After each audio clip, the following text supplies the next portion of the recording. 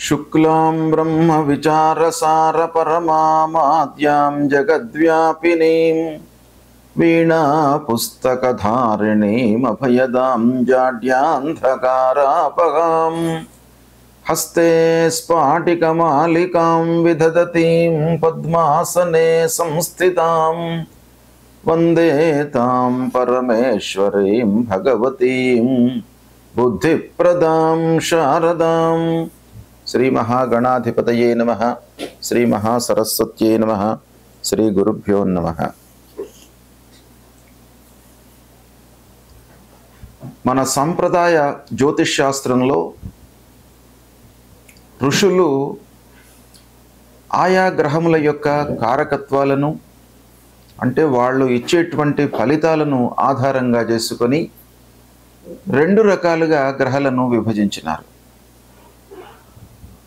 ఒకటి శుభగ్రహాలు అని, రెండవది పాపగ్రహాలు అని, లేదా క్రూరగ్రహాలు, సౌమ్యగ్రహాలు అనేటువంటి విభాజన చేసినారు ఋషులు. అయితే క్రూర భాను తమ శని ధ్వజకుజాహ అన్నారు. అంటే క్రూరగ్రహాలు సూర్యుడు, అంగారకుడు, రాహువు, కేతువు, శనీశ్వరుడు. ఈ గ్రహాలు క్రూర స్వభావాన్ని కలిగినటువంటి వాళ్ళు. అంటే వాళ్ళు ఇచ్చేటువంటి ఫలితాన్ని ఆధారంగా చేసుకొని ఆ గ్రహాలను క్రూరగ్రహాలు, పాపగ్రహాలుగా విభజించినారు. అదేవిధంగా శుక్రార్య సౌమ్యేందవ, శుక్రుడు, గురువు, బుధుడు, చంద్రుడు ఈ గ్రహాలు సౌమ్య గ్రహాలు. అంటే వాళ్ళు ఇచ్చేటువంటి ఫలితాలు కూడాను సౌమ్యంగా ఉంటాయి, మనకు శుభప్రదంగా ఉంటాయి. అయితే ఈ క్రూరగ్రహాలు ఇచ్చేటువంటి ఫలితాలు మనకు కొంత ఇబ్బందికరంగా ఉంటాయి. కాబట్టి క్రూరగ్రహాల లోపల కూడాను శనీశ్వరుడు ఎక్కువ రోజులు ఉండేటువంటి గ్రహము. 2.5 సంవత్సరాలు ఒక గ్రహంలో ఉంటాడు. అదేవిధంగా 1.5 సంవత్సరాలు రాహువు ఒక రాశి లోపల ఉంటాడు. అంటే శని తర్వాత మనకు రాహువు యొక్క ప్రాధాన్యత అత్యంత కీలకమైనటువంటి పాత్రను పోషిస్తుంది ఫలితాలలో. కాబట్టి రాహువు యొక్క సంచారము, రాహు ఏ విధంగా ఏ నక్షత్రాలలో ఏ రాశిలో సంచరిస్తున్నాడు, ఎప్పుడు రాశి మారుతున్నాడు, తదనుగుణంగా 12 రాశుల వారికి ఎలాంటి ఫలితాలు ఉంటాయి అనేటువంటిది చాలా ముఖ్యమైనటువంటి విషయం. రాహువు చాలా విషయాలపై ప్రభావాన్ని చూపిస్తాడు. ముఖ్యంగా రాహువు ఎంత ప్రతికూలమైనటువంటి ఫలితాలను చూపిస్తాడో అంత అనుకూలమైనటువంటి ఫలితాలను కూడాను ఆ జాతకుడికి ఇస్తూ ఉంటాడు. ఆ రాహువు ఉన్నటువంటి ఆ రాశి, ఆ రాశ్యాధిపతి, ఆ రాశిని చూస్తున్నటువంటి గ్రహాలు, ఆ రాహువుతో యుక్తమై ఉన్నటువంటి గ్రహాల యొక్క కారకత్వాలు, సహజ లక్షణాలను బట్టి రాహువు జాతకునికి లక్షణాలు ఇస్తూ ఉంటాడు. అందులో భాగంగా ఈ సంవత్సరము రాహువు 18 మే 2025 నుండి రాశి మారుతున్నాడు. 18 మే 2025 రోజున మీనరాశిలో నుండి కుంభరాశిలోకి ప్రవేశిస్తున్నాడు. అన్ని గ్రహాలు కూడాను సవ్యంగా ప్రయాణం చేస్తూ ఉంటాయి. రాహువు, కేతువులు మట్టుకు అపసవ్య దిశలో ప్రయాణం చేస్తూ ఉంటాయి. కాబట్టి రాహువు మీనరాశి నుండి కుంభరాశిలోకి ప్రవేశిస్తున్నాడు. ఇంతవరకు శని, రాహువు కలిసి మీనరాశిలో ఉన్నారు. ఆ శని నుండి రాహువు విడిపోతున్నాడు. ఇప్పుడు రాహువు కుంభరాశిలోకి ప్రవేశిస్తున్నాడు. కుంభరాశి శని అధిపతి కలిగినటువంటి రాశి. అంటే కుంభరాశికి శని అధిష్టాన దేవత. అలాంటి రాశిలోకి రాహువు రాహువు ప్రవేశిస్తున్నాడు. కనుక మనకు శాస్త్రం ఏం చెప్తుంది అనంటే, ప్రత్యేకంగా రాశ్యాధిపతులు 7 గ్రహాలకే చెప్పబడి ఉన్నాయి. సింహరాశికి, కర్కాటక రాశికి, ఇలా అన్ని రాశులకు సూర్యుణ్ణి మొదలుకొని శనైశ్వరుడి వరకే రాస్యాధిపతులు చెప్పబడి ఉన్నాయి. అయితే రాహు కేతువులకు ప్రత్యేకంగా ఈ రాశి అధిష్టాన దేవత రాహు అవుతాడు. ఈ రాశి ఉచ్చస్థానము, నీచస్థానము అనేటువంటి విషయాలు ఇదమిద్దంగా చెప్పలేవు. కానీ రాహువుకు అత్యంత ప్రాధాన్యత కలిగేటువంటి విషయం ఏంటంటే, సూర్య భగవానుడికి ఒకటే రాశి ఉంది ఆధిపత్యం. కానీ రాహు విషయానికి వచ్చినట్టయితే ఏ రాశిలో ఉంటాడో ఆ రాశికి చెందినటువంటి అధిష్టాన దేవత, ఆ రాశిని చూస్తున్నటువంటి గ్రహాలు, ఆ రాశిలో ఉన్నటువంటి గ్రహాలతో యుక్తమై ఉన్నటువంటి గ్రహాలు, అన్ని గ్రహాల యొక్క ఫలితము ఎఫెక్టు రాహు మనకు ఇస్తూ ఉంటాడు.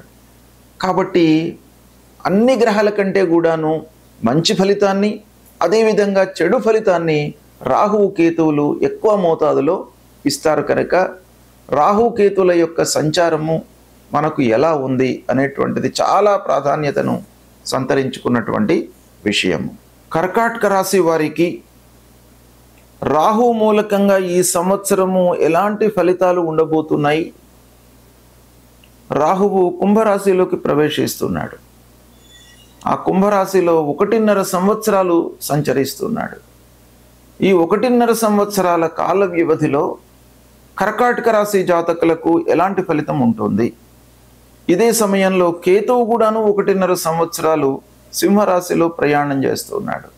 అయితే ఈ రాహు కేతువుల యొక్క ప్రాబల్యము, ఎఫెక్టు ఈ సమయంలో ఎలా ఉండబోతుంది కర్కాటక రాశి వారికి అనే విషయాన్ని మనం చూసినట్టయితే కొంత ప్రతికూలత కనబడుతుంది రాహు కేతువుల మూలకంగా కర్కాటక రాశి వారికి.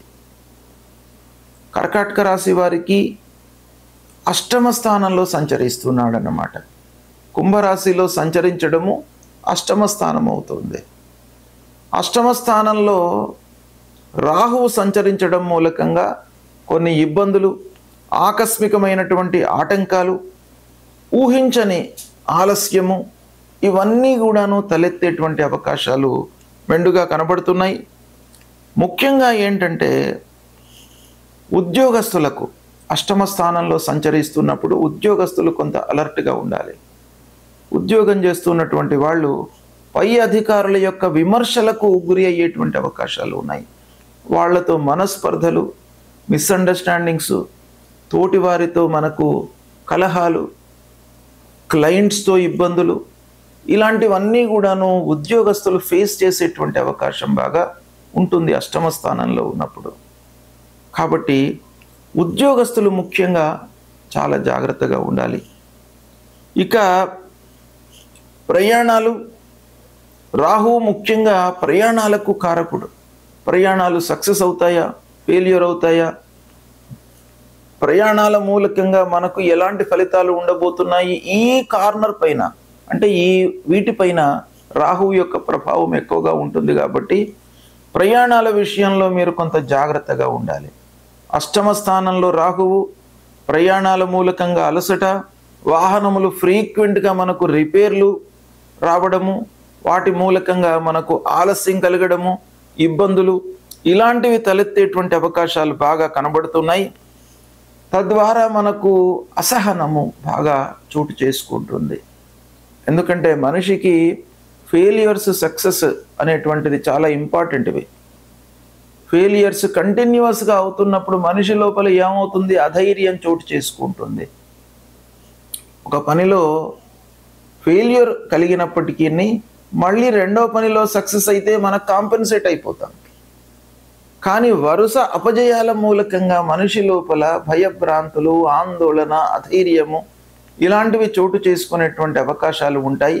అయితే రాహువు మూలకంగా అష్టమ స్థానంలో రాహువు ఆకస్మికమైనటువంటి ఇబ్బందులు, భయభ్రాంతులను చేస్తుంటాడు. ఊహించని మలుపులు తిరుగుతుంటాయి జీవితంలో. కాబట్టి కొంత జాగ్రత్తలు తీసుకోవాలి. చిన్న చిన్న ఆరోగ్య సమస్యలు, వాహనముల రిపేర్లు, పారిశ్రామికవేత్తలకు పనివారితో ఇబ్బందులు, ఇక వ్యవసాయదారులకు కూడాను ఇరుగు పొరుగు వారితో ఇబ్బందులు, ఇలాంటివి అన్ని కార్నర్స్ లోపల కూడాను ఈ అష్టమ స్థానంలో సంచరిస్తున్నప్పుడు మనకు ఫలితాలను ఇస్తుంటాడు. కాబట్టి కొంత జాగ్రత్తలు తీసుకోవాలి. అయితే ఇదే సమయంలో కేతువు ఎలా ఉన్నాడు? కేతువు సింహరాశిలో సంచరిస్తున్నాడు. ఈ సమయంలో సింహరాశిలో సంచరిస్తున్నటువంటి కేతువు మూలకంగా మనకు ప్రతికూలమైనటువంటి ఫలితాలే ఉంటాయి. మరి రెండవ స్థానంలో కేతు ఉన్నప్పుడు ఏం చేస్తాడు అని అంటే, అనవసరమైనటువంటి విషయాలలో మనం తలదూర్చడం మూలకంగా ఇబ్బందులను క్రియేట్ చేస్తాడు. అనవసరంగా మనం మాట్లాడడం మూలకంగా మనకు ఒక అనర్థాన్ని కలిగిస్తాడు. కాబట్టి మీరు మధ్యవర్తిత్వం వహించకుండా వేరే ఏవైనా కూడాను కలహాలు జరుగుతున్నప్పుడు డిస్ప్యూట్స్లోకి మీరు వెళ్లకుండా ఉండడం చాలా మంచిది. ఇకపోతే బంధువులు, దగ్గరి వాళ్ళ యొక్క సహాయ సహకారాలు మీకు తక్కువగా ఉంటాయి. ఈ సమయంలో రావాల్సినటువంటి డబ్బు రావడానికి చాలా మీరు కష్టపడవలసి వస్తుంది. ఎన్నోసార్లు మీరు కలహాలు, మనస్పర్ధలు, కొట్లాటలు ఇలాంటివన్నీ అయిన తర్వాత మీరు ఇచ్చినటువంటి డబ్బు మళ్ళీ మీకు తిరిగి వస్తుంది. కానీ సునాయాసంగా డబ్బు తిరిగి రావడం అనేది ఈ సమయంలో జరగదు గనక కొంత జాగ్రత్తలు తీసుకోవాలి. ముఖ్యంగా కుటుంబ స్థానంలో కేతువు సంచరిస్తున్నాడు. పాపగ్రహము ఇంటి వాతావరణం పైన కూడాను బాగా మనకు ఎఫెక్ట్ ఇస్తాడు. కాబట్టి భార్యా పిల్లలతో కొంత మీరు జాగ్రత్తగా వాళ్ళను సంతృప్తి పరచడానికి మీరు అన్ని విధాలుగా స్టెప్స్ తీసుకోవాలి. భార్య, పిల్లలు వాళ్ళకు కావలసినటువంటి వస్తువులను కొనుగోలు చేయడము, రావాల్సినటువంటి డబ్బుపై మనస్సు నిలపడము, ఆలోచించి పనులు చేయడము, ఇవన్నీ కూడాను ఈ సమయంలో చాలా అవసరం. కాబట్టి ఈ రాహు కేతువులు ముఖ్యంగా ఈ కర్కాటక రాశి వారికి 18 మే 2025 నుండి 5 డిసెంబర్ 2026 వరకు ప్రతికూలంగా ఉన్నారు.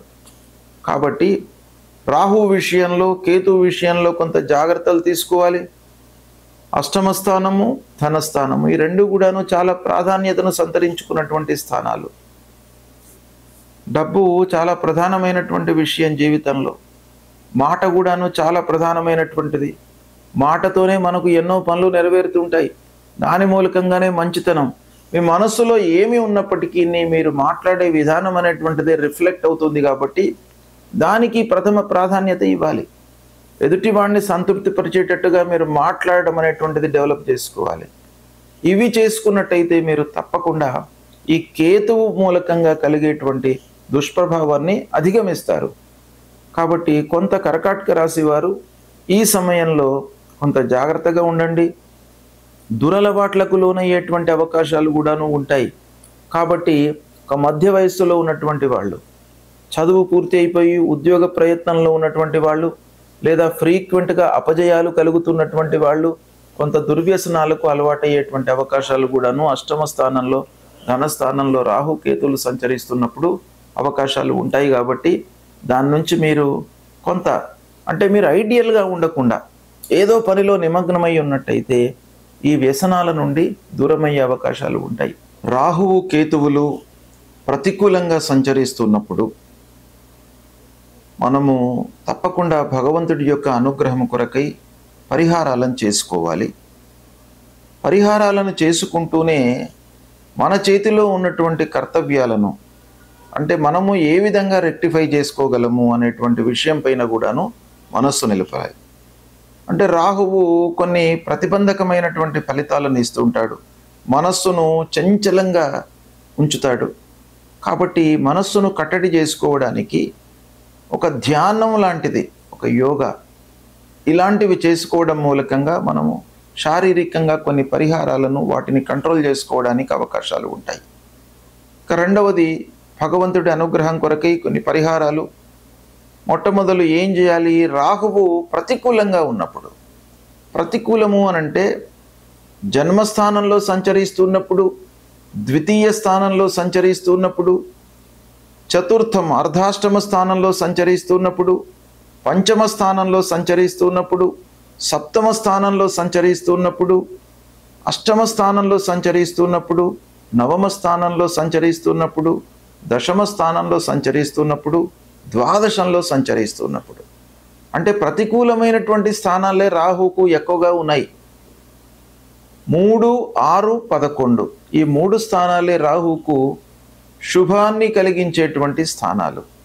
అయితే రాహుకేతువులకు ప్రత్యేకమైనటువంటి స్థితులు ఉన్నాయి. వాళ్ళు ఏ రాశిలో ఉన్నారో ఆ రాశ్యాధిపతి యొక్క అనుకూలత ఎలా ఉంది అనేటువంటిది కూడాను మనం లెక్కలోకి తీసుకుంటాం. కాబట్టి ఇన్ని స్థానాలు ప్రతికూలంగా ఉన్నాయి అనేటువంటి భయం మనకు లేకుండా మనము ఈ రాహు మూలకంగా ముఖ్యంగా జపం, రాహువుకు మనకు శాస్త్రంలో చెప్పబడినటువంటిది అర్ధకాయం మహావీర్యం చంద్రాదిత్య విమర్దనం సింహికా గర్భ సంభూతం తం రాహుం ప్రణమామ్యహం అనేటువంటి మూల మంత్రాన్ని ప్రతినిత్యం కూడాను చదువుకోండి. జప సంఖ్య ఈ రాహువుకు 18,000 సార్లు శాస్త్రంలో చెప్పబడి ఉంది. 18,000 సార్లు మీరు జపించినట్టయితే రాహు అనుకూలించి రాహు మూలకంగా కలిగేటువంటి దుష్ప్రభావము దూరమవుతుంది. అయితే 18 సార్లు మీరు చేయడం అనేటువంటిది ఒక రోజులో అయ్యే వ్యవహారం కాదు కనుక మీరు స్వయంగా చేసుకోవడం చాలా ఉత్తమము. మీరు చేసుకోలేని పక్షంలో వేరే వాళ్ళను నియోగించి మీరు చేయించడము మంచిది. ప్రథమంగా మీరు చేసుకోవడమే మంచిది. కాబట్టి మీరు ప్రతినిత్యం కూడాను ఒక 18 సార్లు రాహు మూల మంత్రాన్ని జపించండి. తర్వాత మినుములు దానం ఇవ్వండి. మినుములను దానం ఇచ్చినట్టయితే ఈ రాహువు ప్రీతి చెందుతాడు. గోమేధికం ధరించండి. రాహువుకు అధిష్టాన దేవత దుర్గామాత. దుర్గామాతను పూజించండి. దుర్గా దేవాలయానికి వెళ్ళండి. మహాకాళి, మహాసరస్వతి, మహాస్వరూపిణి అయినటువంటి ఆ అమ్మవారిని పూజించండి. దుర్గామాతను పూజించడం మూలకంగా మీకు భయభ్రాంతులు లేకుండా అమ్మవారు మిమ్మల్ని కాపాడుతారు. కాబట్టి రాహు ప్రీత్యర్థమై దుర్గాదేవిని తప్పకుండా పూజించండి. అమ్మవారి యొక్క అనుగ్రహాన్ని పొందండి. ఈ విధంగా మీరు రాహు కొరకై చేయండి. ఇక కేతువు విషయం ఆలోచించినట్టయితే కేతువుకు కూడాను ఇవే స్థానాలు ప్రతికూలమని శాస్త్రం చెప్పింది. 3, 6, 11 స్థానాలు అనుకూలం. అనుకూలంగా ఉన్నప్పుడు మీరు చేయవలసినటువంటి అవసరం లేదు. ప్రతికూల స్థానాలలో సంచరిస్తున్నప్పుడు మట్టుకు తప్పకుండా మీరు పరిహారాలు చేసుకోవడం మంచిది. కేతు ప్రీత్యర్థమై పలాశ పుష్ప సంకాశం తారకా గ్రహమస్తకం రౌద్రం రుద్రాత్మకం ఘోరం తం కేతుం ప్రణమామ్యహం అనేటువంటి మూల మంత్రాన్ని 7,000 సార్లు జపించాలి. 7,000 సార్లు అనంటే మీకు ఒక రోజు 2 రోజులలో ఏది కాదు. మీకు దైనందిక కార్యక్రమాలు ఉంటాయి. ఉద్యోగరీత్యా మీరు పనులలో నిమగ్నమై ఉంటారు. వ్యాపారస్తులు వ్యాపారంలో నిమగ్నమై ఉంటారు. వివిధ పనులలో మనము నిమగ్నమై ఉంటాం. కాబట్టి ఈ 7,000 సార్లు ఒకసారి చేయడం మనకు సాధ్యం కాదు కనుక ప్రతినిత్యం కూడాను మనం స్మరిస్తూ ఉండాలి, కీర్తిస్తూ ఉండాలి. కనీసం 7 సార్లు మీరు ప్రతినిత్యం కూడాను ఆ కేతు భగవానునికి ఈ శ్లోకాన్ని మీరు జపించండి. తర్వాత గణపతి కేతువుకు అధిష్టాన దేవత కాబట్టి గణపతిని పూజించండి. గణపతి దేవాలయానికి వెళ్ళండి. మీకు ఆటంకాలు రాకుండా గణపతి మిమ్మల్ని కాపాడుతాడు. ఉండ్రాళ్ళు నైవేద్యం పెట్టండి.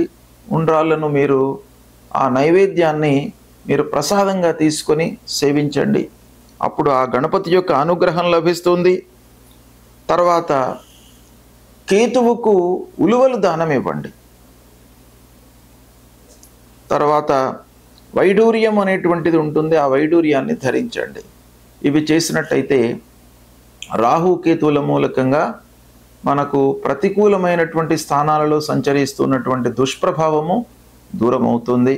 కనుక పరిహారాలు తప్పకుండా చేసుకోండి. దైవభక్తి పెంచుకోండి. ఆ దైవాన్ని, అమ్మవారిని, గణపతిని ప్రతినిత్యం కూడాను మీరు స్మరించండి, కీర్తించండి, స్తోత్ర పారాయణాలు చేయండి. తద్వారా రాహుకేతువులకు సంబంధించినటువంటి దుష్ప్రభావం దూరమవుతుంది.